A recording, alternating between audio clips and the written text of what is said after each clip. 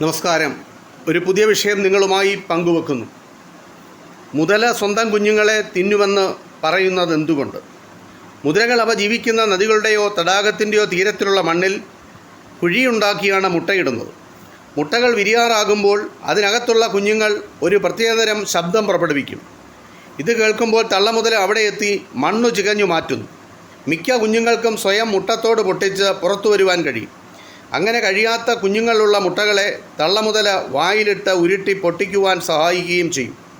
തുടർന്ന് കുഞ്ഞുങ്ങളെ ഓരോന്നിനെയായി മൃദുവായി കടിച്ചെടുത്ത് വായ്ക്കകത്താക്കും.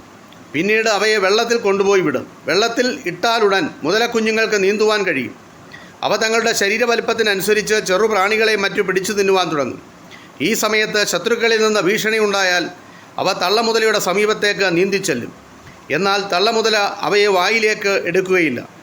മുട്ട വിരിഞ്ഞ് പുറത്തു വന്ന ഉടനെ വെള്ളത്തിലെത്തിക്കുവാൻ മാത്രമാണ് തള്ളമുതല കുഞ്ഞുങ്ങളെ വായ്ക്കകത്തെടുക്കുന്നത്. കരയിൽ മുതലക്കുഞ്ഞുങ്ങളെ പിടിച്ചു തിന്നുവാൻ ധാരാളം ശത്രുക്കളുണ്ട്.